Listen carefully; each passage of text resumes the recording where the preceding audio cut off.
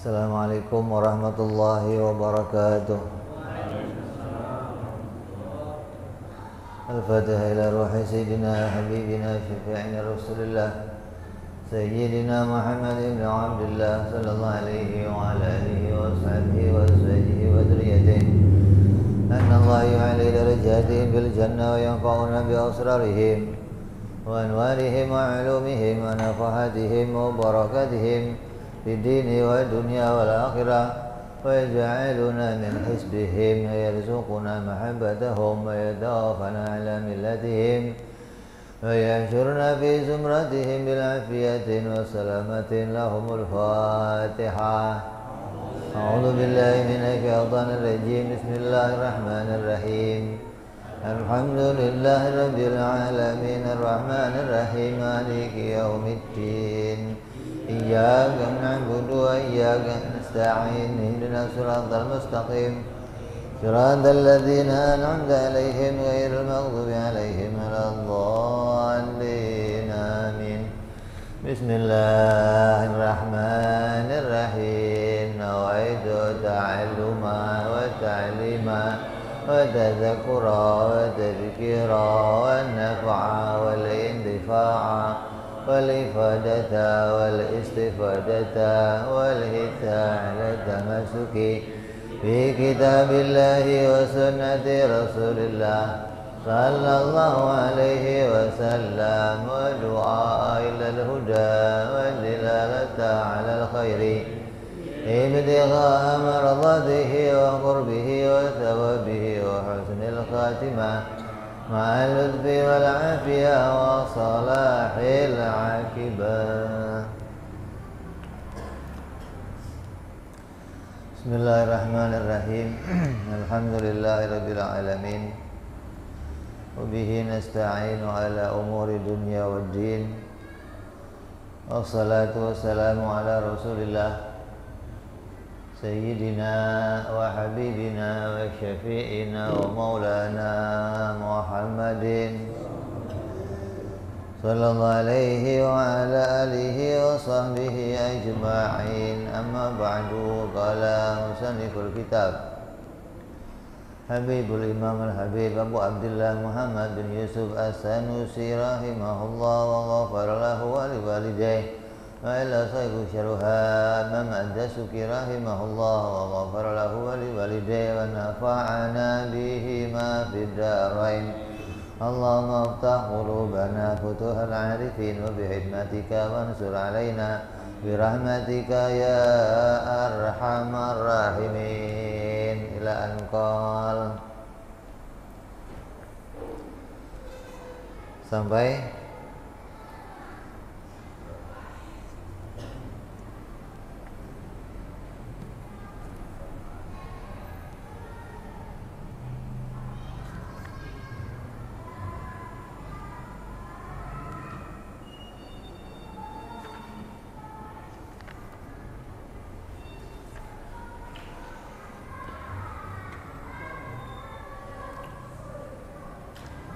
ثم يجب له تعالى سبع صفات تسمى صفات المعاني ya.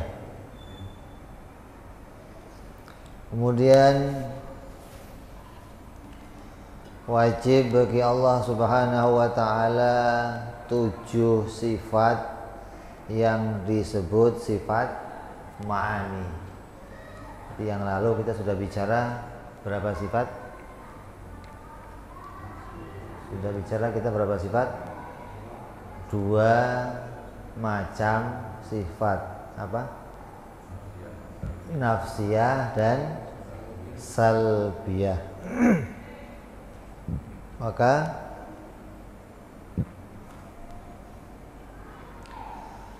setelah selesai bicara nafsiyah dan salbiyah, maka lanjut kepada sifat ma'ani dan berikutnya makna iya.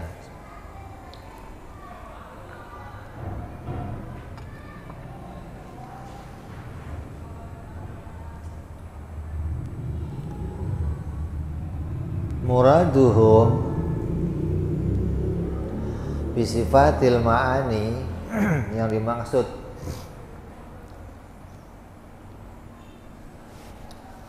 dengan istilah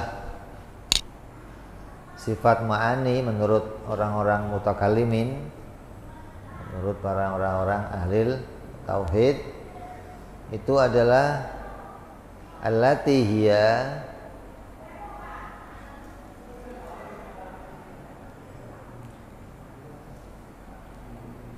maujudatun fi nafsiha, adalah sifat yang maujudat fi nafsiha, yang pada dirinya itu punya nafsun. Sawaun kanat hadisatan kabayadil jirmi, seperti putihnya benda, mathalan wasawadihi, dan hitamnya sebuah benda. Hitam atau putih ini bagian dari sifat ma'ani, sifat yang punya nafsun, artinya sifat yang sampai derajatnya bisa dilihat, gitu loh. Jadi sifat itu ada sifat yang wujud, ada sifat yang enggak wujud. Sifat yang wujud itu sifat yang punya nafsun. Nah, sifat yang enggak wujud, sifat yang enggak punya nafsun. Sifat yang wujud disebut sifat wujudiyah. Sifat wujudiyah contohnya seperti apa? Kalau pada kita hawadis contohnya seperti putih dan semua warna itu bagian dari sifat ma'ani. Apalagi contohnya? Rasa manis, pahit, asin, bau, wangi. Ini bagian dari sifat ma'ani. Yang bisa menemukan siapa? Indra. Indra. Warna itu nemunya pakai apa? Mata. Kalau manis, lidah. Berarti ditemu oleh indra. Mata bisa lihat, lidah bisa menemukan, terus hidung bisa menemukan. Tuh sifat-sifat yang bisa ditemukan langsung, dideteksi langsung, itu namanya sifat yang punya nafsun atau sifat ma'ani namanya. Apalagi contohnya? Jadi yang diciptakan Allah itu dua, zat dan sifat. Ya, yang diciptakan berapa? Dua, zat dan sifat. Zat yang bagaimana? Zat yang berdiri sendiri. Kalau sifat yang tidak berdiri sendiri, atau yang berdiri pada yang lain. Karena tidak bisa berdiri sendiri, maka dia ketika dia wujud, ketika dia muncul, maka dia akan berdiri pada sesuatu yang lain. Yang sesuatu itu bisa berdiri sendiri. Contohnya warna putih. Putihnya baju ini namanya sifat ma'ani. Kamu bisa melihat langsung putihnya pada si baju. Baju putih. Nah, putih itu sifat atau baju, Beb? Putih itu sifat. Apa buktinya? Putih itu sifat. Ada baju yang tidak putih. Jadi kalau ada baju yang tidak putih, berarti putih itu bukan baju. Karena baju itu hitam ya disebut baju, putih juga disebut baju. Putih disebut jirim, artinya kalau putih itu ada pada jirim, ya sesuatu disebut jirim. Atau adanya hitam tetap jirim, menunjukkan jirim itu enggak berurusan sama Putih sama hitam. Berarti putih dan hitam itu bagian dari sifat. Ini kita penting membedakan ini karena dalam memaknai sifat-sifat yang kita kaji, nanti kita menyimpulkan ada 4 perkara tadi. Ada zatnya Allah, ada sifatnya Allah, ada zatnya makhluk, ada sifatnya makhluk. Nah, sifat yang mau kita kaji ini, yang hari ini kita pelajari, itu disebut namanya sifat ma'ani, yaitu sifat yang derajatnya sampai bisa disaksikan. Kalau pada kita seperti putih atau hitam, au qadimatan, atau pada zatnya Allah, pada zat qadimah seperti apa? Ka ilmihi ta'ala wa qudratihi, seperti sifat ilmunya Allah. Allah berilmu, maka ilmu itu bagian dari sifat ma'ani. Allah qudrat, Allah bersifat kuasa, kuasa juga sifat ma'ani. Melihat sifat ma'ani, mendengar sifat ma'ani, berbicara sifat ma'ani. Itu contoh yang ada pada Allah yang nanti akan kita kaji. Ada 7 macam sifat ma'ani. Semua sifat itu nanti derajatnya punya nafsun, derajatnya sampai bisa dilihat, bisa disaksikan. Wa kullu sifatin mawjudatun fi nafsiha fa innaha tusamma fil istilahi sifatan ma'ani. Maka sifat yang punya nafsun itu, yang wujudi dengan mempertimbangkan keadaan dirinya sendiri, maka dalam istilahnya orang-orang ilmu kalam, maka disebut sifat ma'ani. Berarti nanti derajat sifat itu derajatnya macam-macam. Semuanya ada 4 derajat sifat: nafsiyah, salbiyah, ma'ani, dan maknawiyah.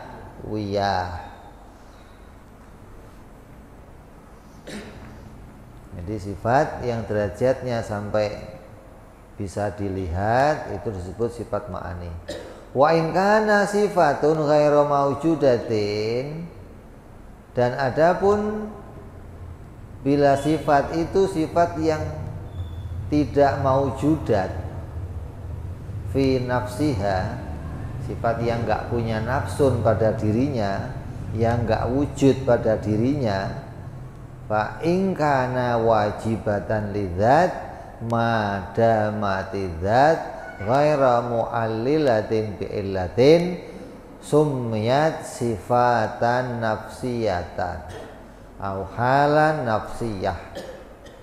Apabila sifat itu, sifat yang tidak maujud itu, yang tidak punya nafsun pada dirinya itu, sifat itu berada pada suatu zat yang keberadaannya itu tidak disebabkan oleh sesuatu yang lain, maka sifat tersebut disebut sifat nafsiyah atau disebut hal nafsiyah.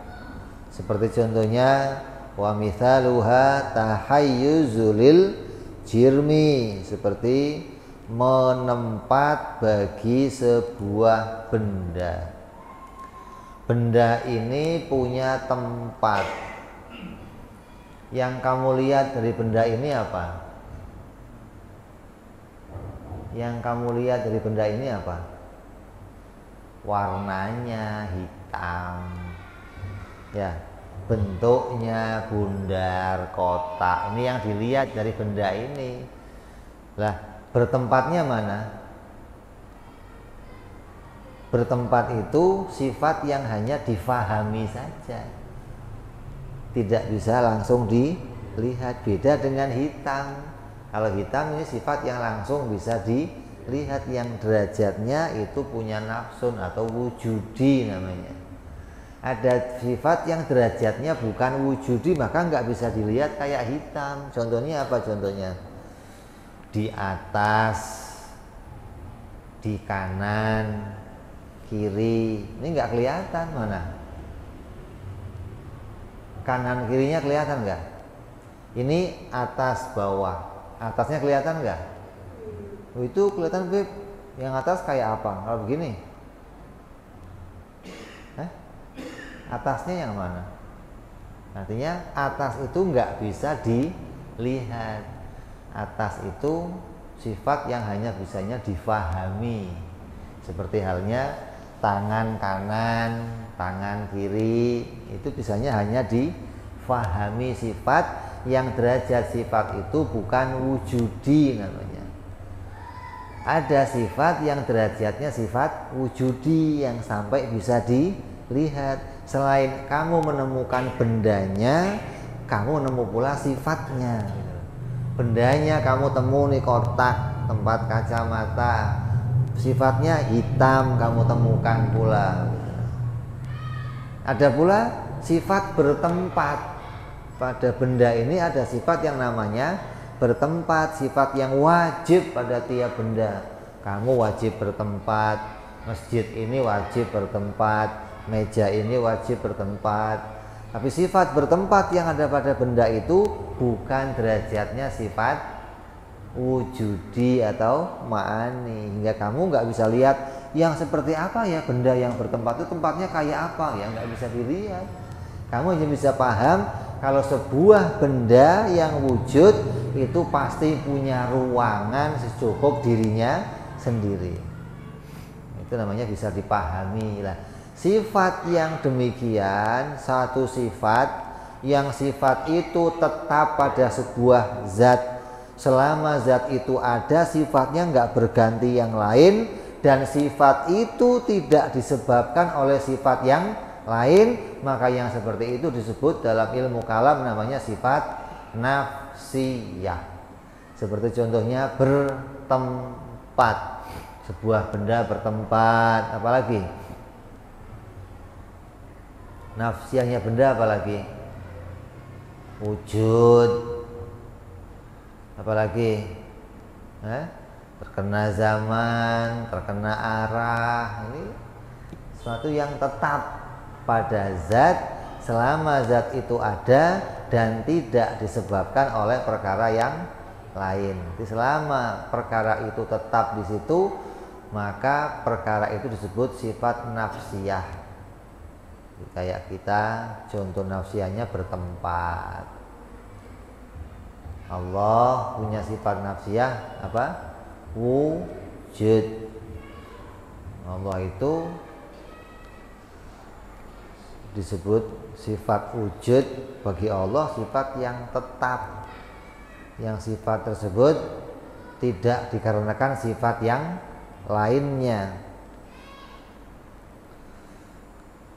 Kemudian wa kaunuhu qabilan lil a'radhi masalan, atau nafsiyahnya benda lagi apa itu? Pasti benda itu bisa punya sifat. Yang namanya zat itu siap menerima sifat, pasti bisa mempunyai sifat. Maka itu keadaan yang tetap. Tidak ada benda kok tidak bisa menerima sifat, nggak ada. Setiap benda wajib pada dirinya menerima sifat. Kamu nggak pernah lihat benda sendirian tanpa ada sifatnya, nggak pernah. Setiap benda pasti punya sifat. Jadi kalau kita lihat tembok ini hijau, berarti sifatnya ma'aninya apa? Hijau. Hijau itu kan bukan tembok. Kalau tembok ini diganti warnanya yang lain, tetap dia disebut tembok. Mau dikasih putih ya tembok, mau dikasih hitam ya tembok, mau dikasih biru ya tembok. Artinya tetap disebut tembok walaupun sifatnya berbeda-beda, karena yang namanya warna itu bukan zat. Putih ini bukan zat, Ada baju yang lain hitam disebut tetap baju. Ini akidah kita, ini penting, ini kita mengenal mana sifat, mana zat biar nggak salah paham. Jangan sampai nanti kayak orang-orang filsafat, kayak orang-orang apa yang mengatakan bahwa zat itu ya kayak ini namanya putih, ini disebut zat katanya. Putih ini bukan sifat tapi zat. Kenapa? Kalau kita sobek, tengahnya juga putih semua. Beda kayak tembok. Tembok ini hijaunya kan hanya di luarnya saja, maka disebut namanya sifat. Tapi kalau sampai tengah-tengah semuanya putih semua, ini bukan sifat, namanya zat. Bagaimana? Putih ini zat apa sifat? Buktinya putih sifat apa? Ada tisu yang lain yang bukan putih gitu.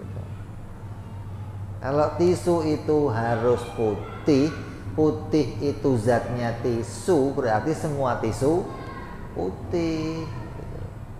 Nyatanya ada tisu yang tidak putih, berarti putih itu bukan tisu. Putih itu bukan zat, tapi sesuatu yang berdiri pada zat, menjadi sifatnya zat. Ini cara berpikir kita demikian. Bagi Allah itu kita nemunya juga demikian. Pada Allah itu juga ada satu sifat. Ada sifat yang pada Allah yang sifat itu dikarenakan yang lain, ada sifat yang tidak dikarenakan yang lain. Sifat yang dikarenakan yang lain, wa in kana sifatu ghairu maujudatin fi nafsiha. Ada pula kalau sifat itu bukan sifat maujudat, artinya sifat yang nggak punya nafsun pada dirinya, sifat yang nggak wujud pada dirinya, nggak bisa dilihat.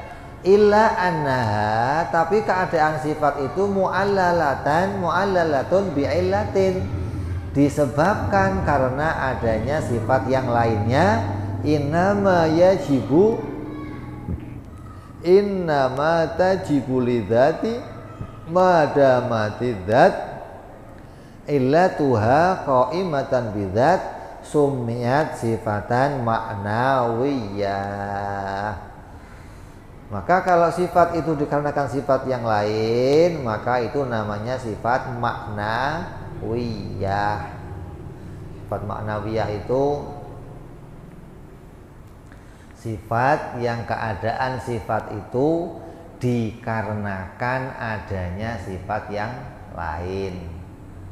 Contoh pada kita, contohnya Allah menciptakan si Zaid itu alim. Allah menciptakan ilmu pada si Zaid, maka Allah menciptakan pula keadaan Zaid itu menjadi alim. Jadi sifat ilmunya dibikin pada Zaid, Allah juga membuat pada Zaid sifat alim. Maka ilmu dan alim ini dua sifat yang berbeda. Ilmu itu sifat ma'ani, kalau alim sifat ma'nawiyah, sifat yang dikarenakan adanya sifat ilmu. Jadi artinya ilmu itu sifat yang berbeda dengan zat. Ilmu itu bukan zat tapi sifat.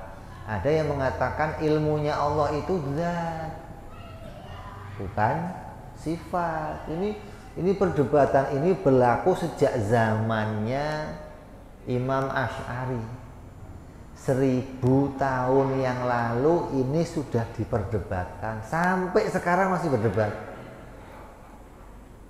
Sebagian kelompok Mu'tazilah mengatakan ilmunya Allah itu zat, bukan sifat. Kudratnya Allah itu zat, bukan sifat. Kalamnya Allah itu zat, bukan sifat. Kalau kita kan tidak, kita pakai pendapatnya Imam Asy'ari yang mengatakan bahwa sifatnya Allah, kudratnya Allah itu ya sifat yang berbeda dengan zatnya, perkara lain dari zatnya. Ilmunya Allah ya bukan zatnya, kalamnya Allah juga bukan zatnya, tapi sifat yang berdiri pada zatnya. Jadi kita punya pendapat bahwa pada zatnya Allah itu ada sifat. Yang sifat itu ada sifat yang disebut sifat ma'ani, ada pula disebut sifat makna wiyah, ada pula nafsiyah, ada pula salbiyah. Kalau bagi orang Mu'tazilah mengatakan, oh pada Allah itu enggak ada sifat, adanya hanya zat. Maka zatnya itulah yang kudrat, zatnya itu yang ilmu, zatnya itu yang kalam, zatnya itu yang sama, yang basor, ya zatnya itu. Enggak ada sifat yang lain lagi, enggak ada. Ini dua pendapatnya kelompok besar dalam agama Islam. Kita pakai pendapat Imam Asy'ari. Jadi ini penting bicara ini mau membedakan kelompok kita. Kamu nggak ngerti ini, kamu bisa jadi Mu'tazilah. Kenapa? Menganggap bahwa Allah itu esa. Allah itu esa. Maka yang ada pada dirinya Allah ya hanya zat, gak ada sifatnya. Kalau Allah ada zatnya dan ada sifatnya, berarti Allah tidak esa, tapi tsaniyah, ada dua keadaan dirinya, zat dan sifat. Lah, Mu'tazilah tidak menerima itu. Dia hanya menerima kalau Allah itu ya esa. Kalau dia itu disebut Allah itu berilmu, maka ilmu itu ya zatnya. Allah itu kuasa, maka kuasa itu zatnya. Allah itu berbicara, maka bicara itu zatnya, bukan sifat. Nah, kita tidak pakai pendapat ini. Bagi kita pendapat ini tertolak. Kenapa tertolak? Karena tidak diterima oleh akal. Akal tidak bisa memahami ada zat berilmu tanpa sifat. Ada zat berbicara tanpa sifat.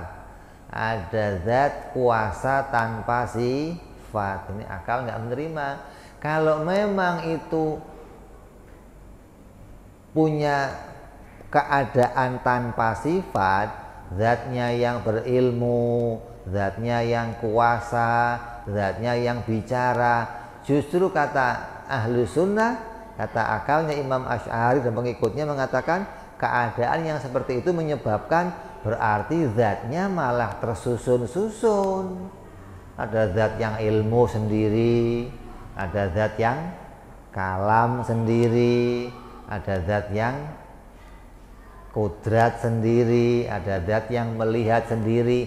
Malah kita pahamnya nanti sifat itu jadi zatnya malah tersusun-susun, jadi banyak zat. Jadi ini perbedaan pemikiran dasar dua madhab ini. Ada madhab Mu'tazilah, ada madhab Asy'ariyah. Asy'ariyah beranggapan bahwa yang namanya Allah, apabila disebut Allah itu berilmu, maka berarti ilmu itu adalah sifatnya. Allah berbicara, berarti bicara itu sifatnya. Allah kuasa, berarti kuasa itu sifatnya. Dan sifat-sifat itu nanti ada dua macam yang kita bicarakan. Ada sifat yang bisa dilihat, ada yang nggak bisa dilihat. Nah, yang kita bicarakan ini, yang insya Allah kita akan sambung besok, dari mulai kudrat, iradat, ilmu, hayat, sama, basor, kalam, itu 7 sifat ini namanya sifat ma'ani. Sifat yang ada pada zatnya Allah, yang sifat itu punya nafsun, yang derajatnya bisa dilihat. Apabila kita dibukakan hijab, kita akan melihat zatnya Allah yang mempunyai sifat. Jadi bukan hanya lihat zatnya, tapi ya lihat zat yang punya sifat. Tapi keadaannya ya enggak seperti keadaan kita. Nah, kita sudah pahami bahwa zatnya Allah itu bukan jirim, zatnya Allah bukan benda, bukan sesuatu yang bertempat pada suatu ruang. Sifatnya juga bukan nempel di luarnya. Sifatnya juga bukan perkara yang bisa berubah-ubah. Jadi yang selama ini kita temui ya zat dan sifatnya makhluk. Tapi keadaan yang kita temui ini menjadi jalan untuk bisa memahami sifat-sifatnya Allah dan zatnya Allah dari sisi alamat, bukan dari sisi hakikat. Bukan hakikat zatnya Allah ya begitu, bukan alamatnya saja, bahwa setiap zat yang disebut berilmu maka ilmu itu akan jadi sifatnya. Setiap zat yang disebut berbicara maka bicara itu sifatnya. Karena akal nggak bisa memahami ada zat berbicara tapi nggak punya sifat bicara. Sama saja ini kotak hitam tapi nggak ada hitamnya. Ada orang duduk tapi nggak ada duduknya, bisa? Bisa nggak? Ini jalan inilah yang kata akal kita mengatakan nggak bisa dipahami. Kalau ada zat disebut berilmu tapi ilmu itu bukan sifat, akal nggak bisa pahami. Ada kotak hitam tapi hitamnya nggak ada, bagaimana bisa disebut hitam? Bagaimana disebut kotak yang hitam kalau nggak ada hitamnya? Bagaimana disebut zat yang berilmu kalau nggak ada sifat ilmunya? Ini pemisah antara dua madhab ini hanya berkeyakinan bahwa pada keadaan Allah itu hanya zat saja atau ada zat dan sifat. Nah, kita beriktikad pada zatnya Allah itu ada zat dan ada sifat. Yang sifat ini menjadi alamat keberadaannya zat. Yang mana sifat ini sifat yang tetap pada zatnya Allah, sifat yang wajib pada zatnya Allah, sifat yang tidak mengalami perubahan sebagaimana sifat kita. Kalau sifat kita a'rad, bisa berubah, ganti sana, bisa ganti sini. Nah, apabila ada sifat pada Allah, kita sudah terima ada sifat ma'ani pada Allah. Pada zatnya Allah ada sifat ilmu, maka adanya sifat ilmu itu lazim Allah disebut yang berilmu. Begitu dong. Kalau nggak ada ilmunya, bagaimana disebut yang berilmu? Kalau nggak ada hitamnya, bagaimana disebut yang hitam? Gitu.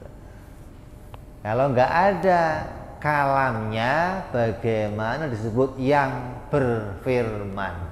Allah zat yang berfirman. Kalau Allah disebut zat yang berfirman, berarti harus ada sifat kalam pada zatnya. Ini tandanya apa? Kalam itu menjadi sifat ma'ani, kemudian yang kalam itu menjadi sifat maknawiyah, sifat yang lazim, sifat yang berkait, sifat yang bergandeng pada adanya sifat ma'ani. Nah, kalau Mu'tazilah bagaimana? Mu'tazilah boro-boro. Mu'tazilah hanya mengakui sifat maknawiyah ini, dan itu pun maknawiyah nggak diakui sebagai sifat, diakui sebagai zat. Allah itu yang berkuasa tanpa sifat kuasa. Allah itu yang berilmu tanpa sifat ilmu. Allah itu yang berbicara tanpa sifat bicara. Ini pendapat mereka. Bagi kita, bagaimana nemunya? Bagaimana bisa? Begitu loh. Jadi ini yang benar yang mana, Bib? Bukan benar, bukan salah, makul atau enggak, diterima akal atau tidak, begitu loh. Ini kalau akalnya waras, akalnya sehat, ya mestinya enggak bisa menerima. Bagaimana disebut kotak yang hitam tapi tanpa sifat hitam? Bagaimana bisa? Orang yang duduk tapi enggak punya sifat duduk. Tembok hijau tapi nggak punya hijau. Bagaimana jalannya disebut tembok hijau? Nggak ada hijaunya, kecuali itu menjadi nama. Beda nih, kotak hitam namanya kotak hitam, bukan sifatnya.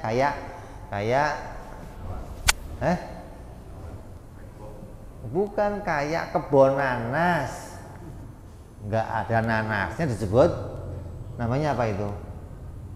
Nama, bukan sifat, gitu loh. Kalau nama begitu disebut namanya kotak hitam, walaupun warnanya hijau ya, disebutnya kotak hitam karena kotak hitam itu nama perangkatnya, kayak pesawat tadi. Kotaknya warnanya biru ya. Tapi disebut kotak hitam kenapa? Karena namanya, bukan sifatnya, begitu loh. Kalau namanya boleh, pondok labu, udah nggak ada labunya. Kebon Kebon tebu, sudah nggak ada tebunya, gitu loh. Nah, sekarang ada lagi daerah namanya kebon kosong, udah penuh rumah, tetap aja kebon kosong namanya. Ini gimana sih kebon kosong tapi penuh rumah? Oh, itu nama daerah. Boleh kalau namanya si Gondrong tapi gundul namanya. Kok kamu disebutnya Gondrong? Dulu saya pernah Gondrong, Beb. Terkenal namanya Pak Gondrong. Sekarang saya sudah digundul, tetap namanya Gondrong. Ini nama, bukan sifat. Namanya si Bewok, udah dicukur tetap bewok juga. Lu kok botak tapi bewok? Itu nama, bukan sifat. Tapi kalau itu jadi sifat, ya nggak ada alamat. Bagaimana mau mensifati nggak ada alamatnya? Mau mensifati ini orang yang tembok yang hijau, ya harus ada hijaunya. Mau mensifati ini kotak yang hitam, ya harus ada hitamnya. Itu namanya lazim, kata akal, suatu yang berkaitan, yang nggak bisa dipisahkan dengan yang lainnya. Yang satu namanya sifat ma'ani, yang satunya namanya sifat ma'nawiyah. Jadi dua-duanya ada pada zatnya Allah. Yang ma'ani ada pada zatnya Allah, yang ma'nawiyah ada pada zatnya Allah. Mana ma'nawiyahnya? Yang ma'nawiyah sering disebut dalam Al-Quran, bahwa sami'ul basirun, bahwa alimun, Allahu qadirun, Allahu muridun, disebut dalam Quran. Sifat-sifat ma'nawiyah disebut dalam Quran. Tapi kalau akal kita, ini fungsinya akal. Ya, akal itu ini sifat ma'ani, ini sifat yang ditemu oleh akal sehat. Bukan Rocky Gerung, bukan. Ini akal sehat. Akalnya orang yang normal, yang ngerti wajib, mustahil, jaiz, akan mengatakan bahwa kalau ada sifat ma'nawiyah pasti ada sifat ma'ani. Nggak mungkin ada sifat ma'nawiyah tanpa sifat ma'ani. Ini akal kamu harus sehat. Kalau akal kamu nggak sehat, kamu nggak bakal nemu ini. Kamu nemunya ya sesuai tagnya saja. Di Quran kan nggak ada sifat ma'ani, adanya ma'nawiyah, qadirun. Kenapa kok ada ma'ani muncul dari mana? Dari akal. Akal nggak bisa terima. Kayak sifat qiyamuhu ta'ala binafsihi, Allah itu berdiri pada dirinya sendiri. Mana sifat yang nyebut di Al-Quran qiyamu binafsihi? Nggak ada. Akal nggak terima kalau Tuhan itu berdiri pada yang lain. Gitu dong. Masa ada Tuhan berdiri pada yang itu bukan Tuhan namanya? Terus gimana? Harus Tuhan itu berdiri? Ini akalnya orang normal, gitu loh. Jangan tiap-tiap mau mutus hukum tulisannya mana? Ada yang dituntun pakai tulisan, ada yang lazim dengan itu, ada yang berkait dengan itu, yang nggak bisa dipisahkan dengan maknanya itu seperti apa? Kudrat. Kalau ada qadiron pasti ada kudrat. Ini akal yang normal nemunya begitu, gitu loh maksudnya. Bagaimana qadiron bila kudrat? Muridan bila iradah, aliman bila ilmu. Ini akalnya orang normal nggak nerima, gitu loh. Jadi sifat ini hanya ditemu oleh akalnya orang yang sehat, bahwa Allah kudrat, pasti iradat, pasti ilmu. Dari arah mana nemunya? Dari arah itu suatu kelaziman. Nggak ada sabab, nggak ada elat, nggak ada kelaziman. Apabila tanpa ini tidak akan bisa ditemukan sifat yang lainnya. Ini yang namanya sifat ma'ani. Berarti ada sifat nafsiyah yang pertama kita bicarakan. Ada pula sifat salbiyah, yaitu sifat yang mensucikan Allah. Ada pula sifat ma'ani, sifat yang ada pada wujudnya Allah, yang dengan sifat itu kita kenal Allah. Apabila dibuka hijab, kita akan lihat sifat itu dan kita kenal ini Allah. Artinya sifat yang lain nafsiyah nggak bisa kita lihat, maknawiyah nggak bisa kita lihat, salbiyah nggak bisa kita lihat. Yang bisa dilihat sifat ma'ani. Apabila dibuka hijab, kita akan lihat Allah itu kudrat, Allah itu iradat, Allah itu berilmu, Allah itu mutakallim, Allah itu sama bahasa. Kita akan lihat itu pada zatnya Allah subhanahu wa ta'ala, yang keadaannya tidak seperti keadaan yang pada kita. Artinya cara melihatnya nggak seperti kita melihat kita di depannya, yang dilihat tersusun, yang dilihat ada ruangannya, nggak begitu. Cara lihatnya bagaimana? Oh, itu urusannya Allah, cara lihatnya bagaimana. Terus memangnya Allah bisa dilihat? Yang namanya barang yang ada, setiap perkara yang ada itu bisa dilihat. Oh, barangnya aja ada, bagaimana yang ada kok nggak bisa dilihat? Lah gimana cara lihatnya? Oh, itu urusan Allah. Allah yang mampu menunjukkan dirinya kepada yang lain. Kalau kita mau berusaha melihat Allah, ya nggak bisa.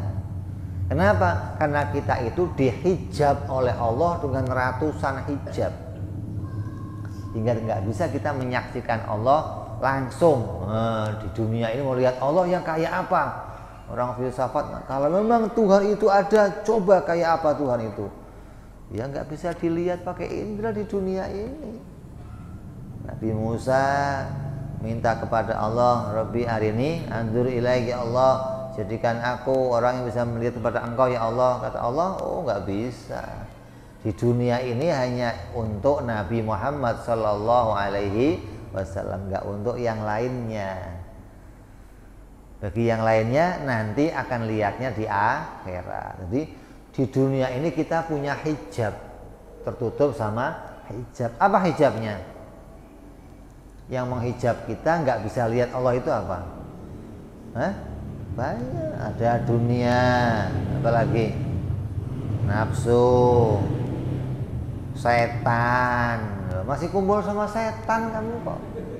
Gimana mau lihat Allah? Nanti kalau sudah nggak kumpul sama setan, lah itu nanti bisa kita punya kesempatan melihat kepada Allah subhanahu wa ta'ala. Jadi ini perbedaan pandangan tentang mensifati Allah yang akan kita bicarakan. Sifat ma'ani, ini sifat ini tidak disebut dalam Al-Quran.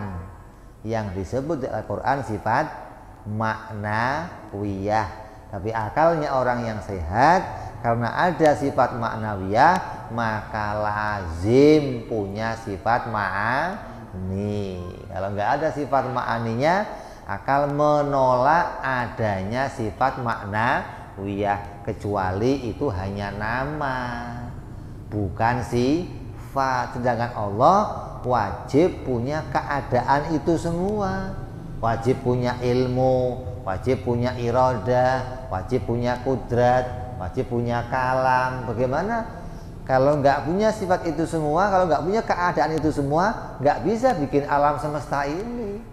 Lah keadaan itu jadinya apa? Oh, ada, seperti Mu'tazilah mengatakan keadaan itu bukan sifat tapi zat. Kita menolak pendapat itu dengan alasan akal tidak bisa memahami ada sebuah keadaan pada zat tanpa ditemukan sifatnya. Jadi jelas kita sudah bicara 4 macam sifat yang insya Allah kita akan sambung perjumpaan yang akan datang mulai bicara sifat qudrat, yaitu sifat yang bisa dilihat, sifat wujudi yang berdiri pada zatnya Allah, yang keadaannya bisa punya nafsun wujudi yang tidak berawal tidak berakhir.